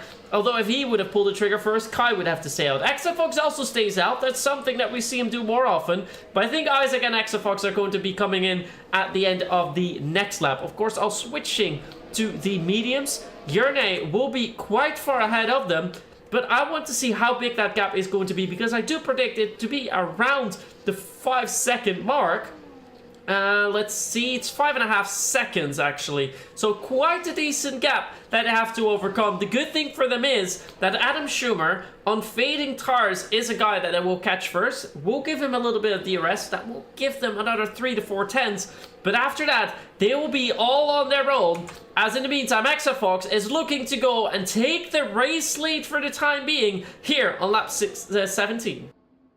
Here we are then, Exafox gets the move done, and I think what Isaac Lee and Exafox have done have made sure they don't come out squabbling with the likes of Teo and Daniel, and just giving them that buffer just to make sure they are just within that little gap, I would say, between Gottschalk, Kai and Menno at this stage of the race, and not be bottled up like sardines. So Lighty able to get past Menno, Campbell Adams able to get past Alessandro Finn. He's trying to make amends from his earlier mistake, as there goes Bogdan as well on Menno to go to the inside, goes to V-Carb, and he's able to get past the Scuderia Ferrari. But this is now, where do we see the top 2 come into the pit lane? Exafox in, Isaac Elite into the pit lane. So the top 2 do follow in a lap after the rest of the field. So this is now, where do Teo and Gottschalk come out in comparison to Exafox and Isaac Lee. So the mediums go on that top 2 as Paulo Alfonso stays out for another lap. He's going to be hoping for a safety car, as Teo already heading down that main straight. That's going to be a huge undercut for the drivers. That came in early, and just look at the gap Kai has over Exafox. It's nearly 2 seconds.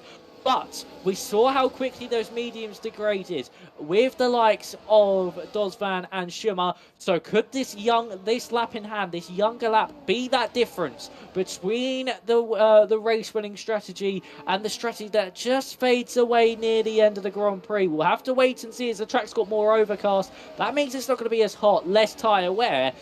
This is now really spicing up to be a very eventful Final 10 laps of this Texas Grand Prix. As here we go then. Teo on his teammate Adam will be DRS open, and the Kick Sauber able to get past his teammate, but don't think that Gottschalk won't follow Teo through, and Kai really needs to get this move done as well. He's not going to get close enough though as they hit the brakes into turn 12. A huge lunge from Kai. That was committed. That was bravery at the finest points. He linked the step and sends it, and Kai sticking with that with the two of the highest medium runners with a very brave send. And well done for Schummer as well to anticipate that move to the inside and leave enough room for Kai and make sure there was no contact made. But Kai, that was a huge send to the inside line, and to able to get that stop as well.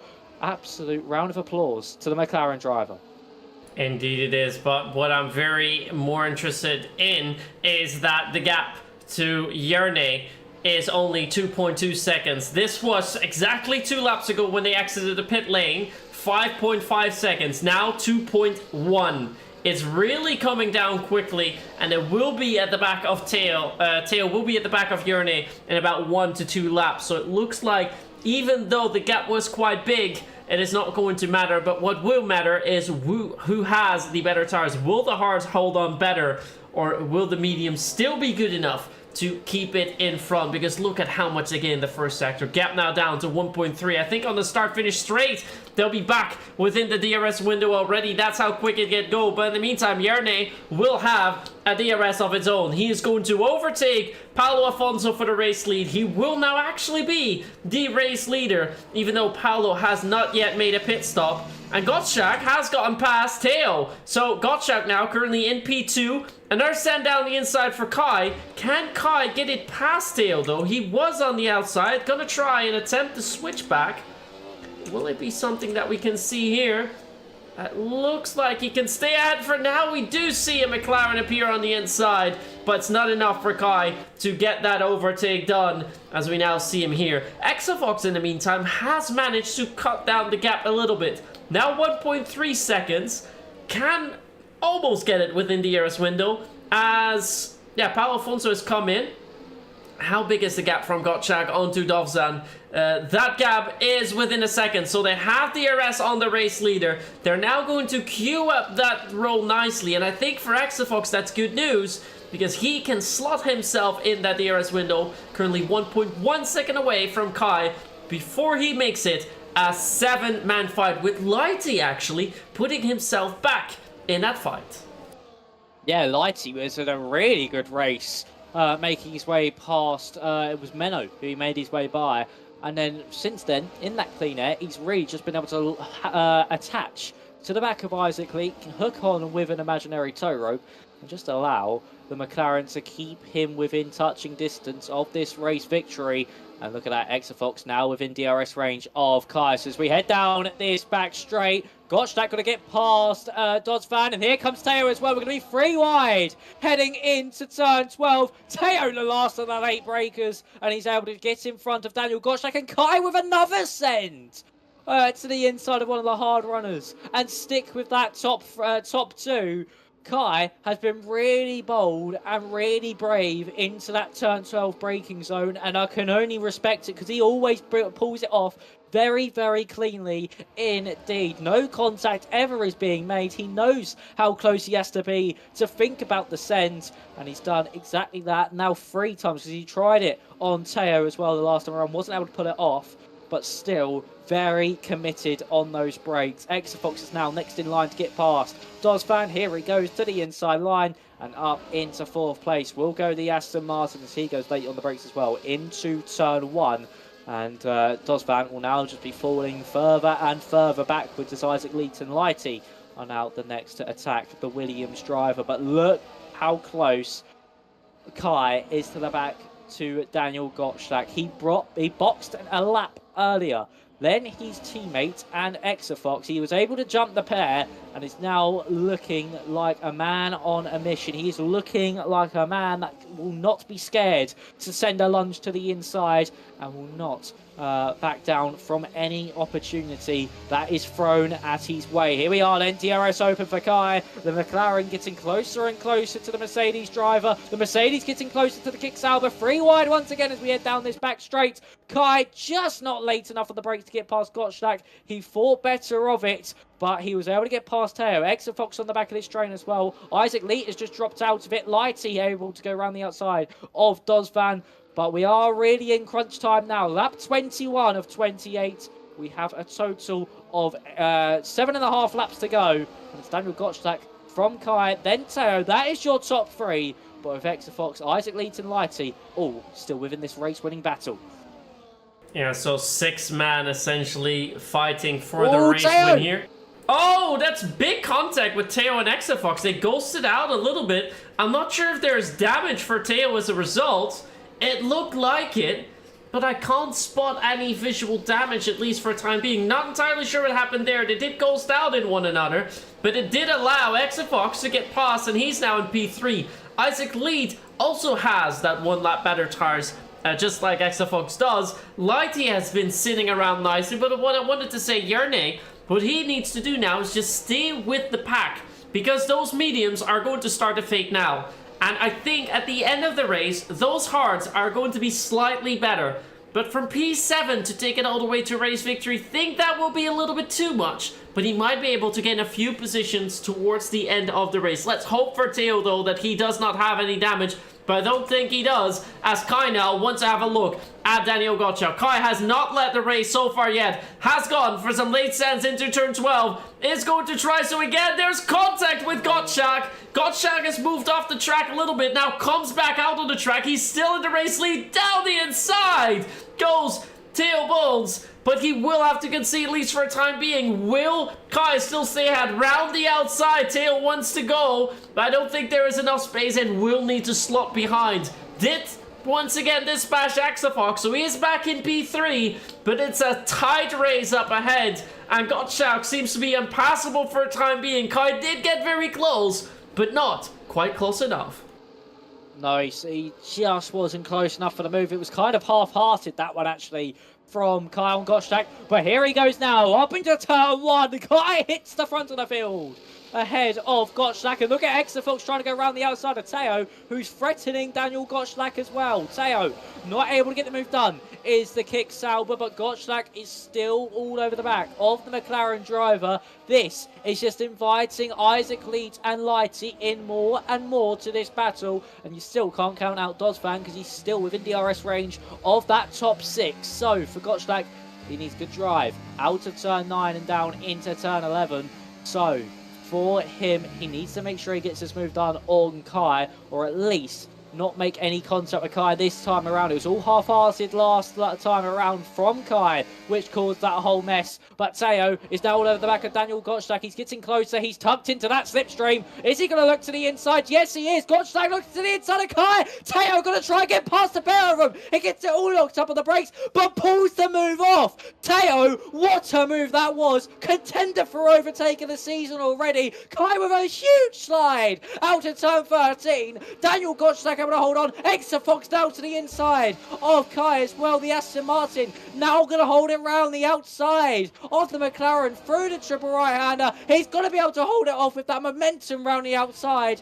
And Exafox moves himself up into third. Kai now picks up a 3-second time penalty to add to his woes, as Alessandro Finn picks one as well to boot. But for Exafox, what a move that was. And the same for Teo in the Kick Sauber as well. How much more committed can someone be on the brakes than Teo? He was super late. He saw the gap open up and he knew he just had to be brave with it, not back out of it, because that would have caused utter disaster.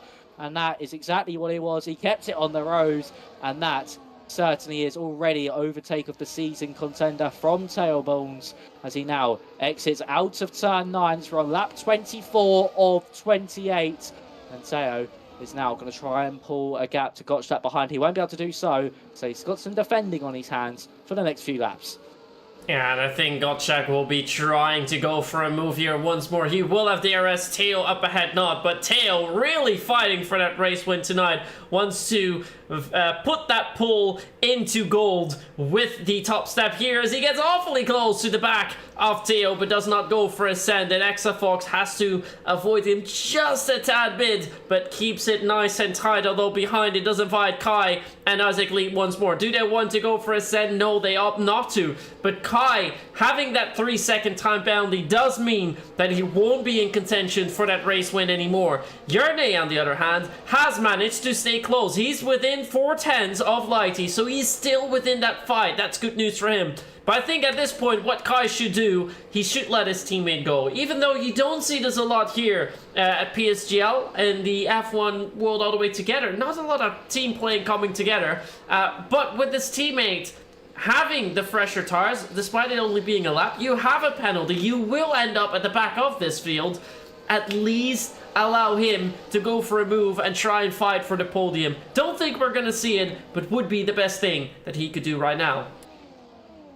Yeah, it certainly is. And now as we head through the start of the middle sector once more, lap 25 of 28. Oh, a big slide there from Teo on the exit of turn 9.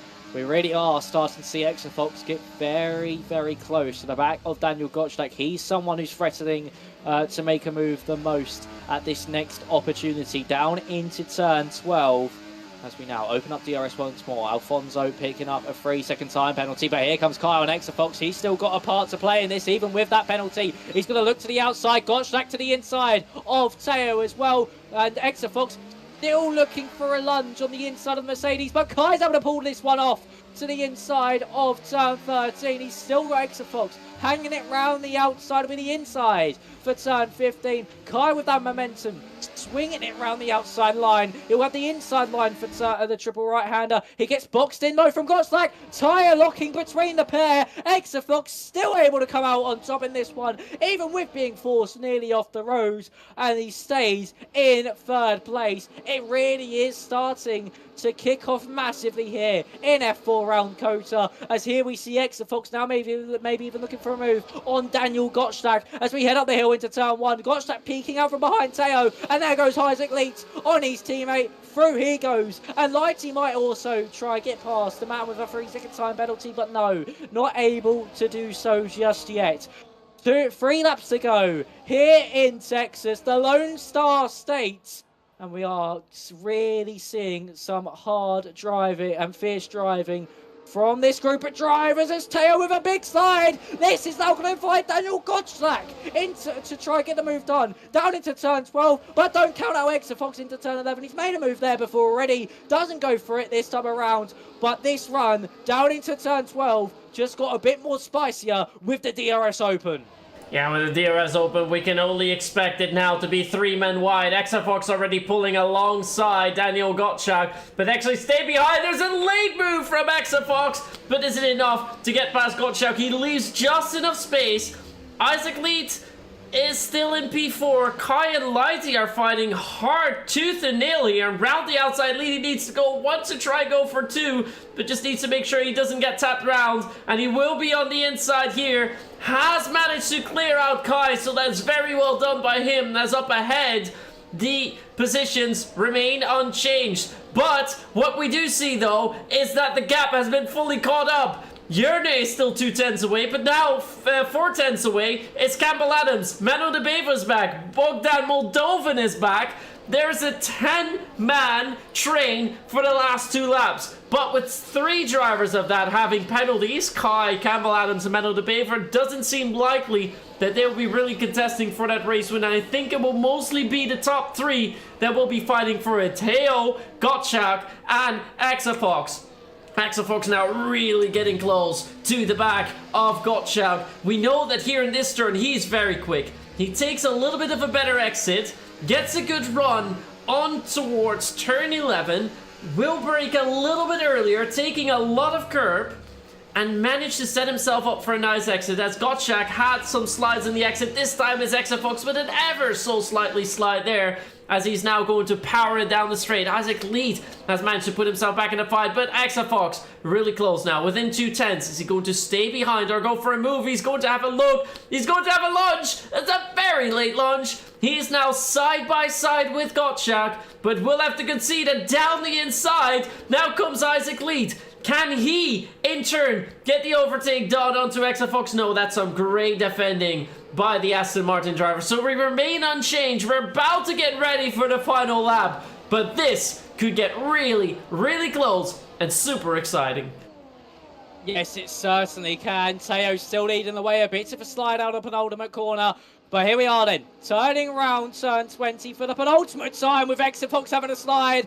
And we are now on the last lap dash here in the Lone Star State around the circuit of the Americas as we head up into turn 1. Kai side by side with Campbell Adams. This is over P7 in this Grand Prix. Everybody behind these two, except from Daniele Farinelli, have all got penalties. So as we side by side through turns 3 and 4, Campbell Adams able to pick that position off nicely. But this is where it all is so crucial. This run out of turn 9 down into turn 11 and an exit of turn 11 as well. Gottschalk having a lot of battery to play with as we are about to head down this back straight for the final time in this Grand Prix. It has been a mega drive from Teo Boons.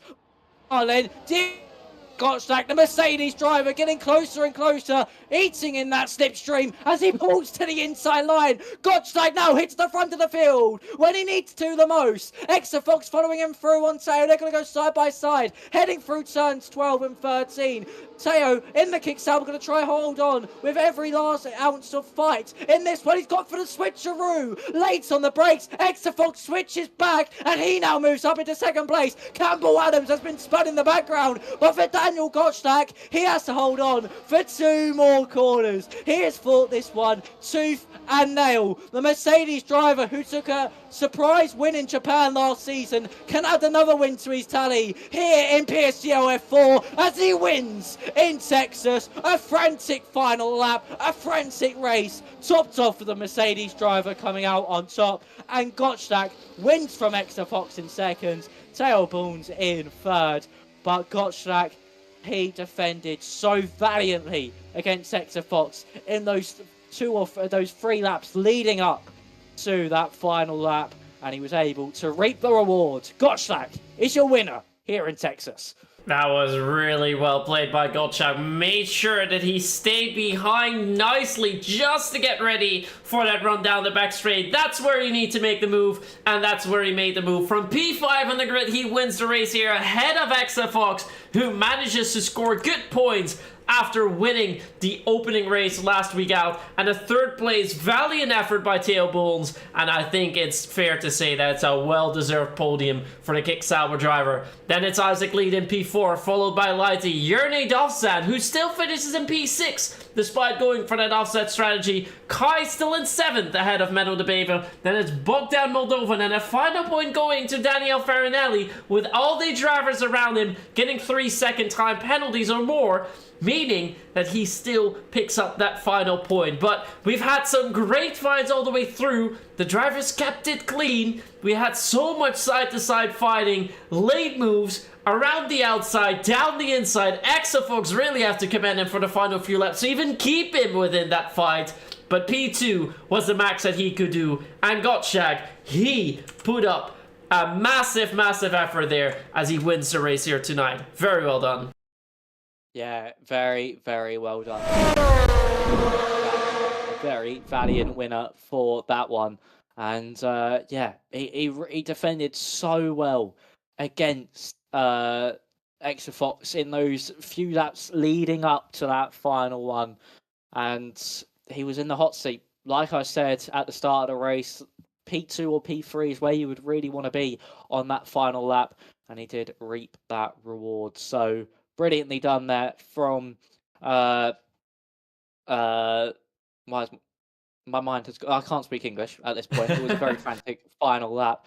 Yeah, but well done to Gottschalk, and yeah, that was another way to get a win, and I would say better than he's won in Japan, because Japan, it came from absolutely nowhere, where this time he was constantly at the front and looked like a race winner from the outset. Yeah, and with these results, also good news for Exafox, because Gottschalk was P10 last time out, so with 1, it's going to add 16 to that, will be on 17. Exafox already had 16, it's going to pick up another 12, will be on 28. The other drivers finishing so far up ahead. Lighty was within that top 7 fight, he was 4th in the standings, but doesn't pick up as many points. Aside from that, Theo, who has the final podium step, DNF last time out, he was still scoreless. Now it's going to add, is that 11? That's 10 to his tally. Of course, didn't have the, well, he will add 11 actually, because he had that pole position.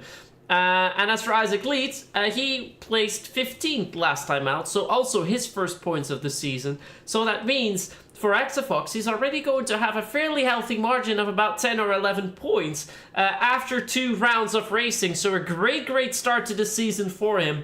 But I think tonight we've seen so many drivers fight so valiantly, and I think for Exafox, if he had a slightly better qualifying session, he would have been able to get that race win here, but he was unable to contest Daniel Gottschalk in a final lap. I think it's well deserved that a Mercedes driver got the race win here tonight. But all the way through, despite all the chaos with the many restarts that we had, I think, Max, we've had a cracking race here around Texas, don't you think? Oh yeah, we certainly did. I mean, it's that good. I feel like I'm pretty much losing my voice right now. But yeah, what a race that was. Drama all the way to the final lap and through those final corners. And to be honest, you couldn't really ask for a better winner in Daniel Gottschalk. And yeah, I mean, for all those restarts where they had to get themselves straight back into the game, get it mentally focused once more to then go once more. And yeah, it was very entertaining to watch. And yeah, for Gottschalk, that was a well-deserved victory. I hope he's rejoined on that lap where he got forced wide. I think it was from Kai. Isn't going to be looked at. So I know he did come back across very aggressively towards the likes of Exafox, but I don't think that would be warranted enough for any penalties. So yeah, Gottschalk, very valiant effort. And yeah, some good points in the championship, and maybe this could be the start of his championship challenge. Yeah, who knows? We definitely are going to find it out next week. Next week we will also know what the full standings are and whether there's been an investigation into the incident you mentioned with Gottschalk and Kai. I don't think it warrants an investigation either. It seemed to be Kai just going too wide. He got a penalty for that, for exceeding track limits, and Gottschalk really had no other place to go. As we're already running a little bit later, and we also don't have any drivers in the waiting room, we're going to skip the interviews for tonight, but next week, hopefully, we will have some interviews as we're going to head to the other continent again. We're going to move across the ocean on to Belgium, to the Ardennes region for a race at the legendary and most beautiful Spa-Francorchamps, the longest track on the calendar. I think one of the pearls on the F1 calendar. Very glad to see it being featured here at PSGL once more. So definitely make sure to tune on with us again next week. I think, Max, Belgium next week could be one of the highlights of the season. Yeah, it certainly could, and unfortunately, I'm going to have to miss it. I'm busy, of course. It is Halloween next week, and yes, I do I have some pre-arranged plans, but yeah, hopefully for you, Myth, it will be a very entertaining race. I'll make sure to try to keep up with it as much as possible. And yeah, Belgium should be an absolute classic. And I think that should be the only race I miss this season. So enjoy, Myth. I'll be busy that evening. But yeah, you'll have a very entertaining race on your hands. If it's anything like tonight, it could be action all the way down to the wire. Yes, let's hope so indeed. And then I will see you again, Max, in 2 weeks' time when we head for round 4 in Canada. And the rest in the chat who's all still here with us, I will see you next week. Same time, the same channel for round 3, the race in Belgium. See you then, and good night.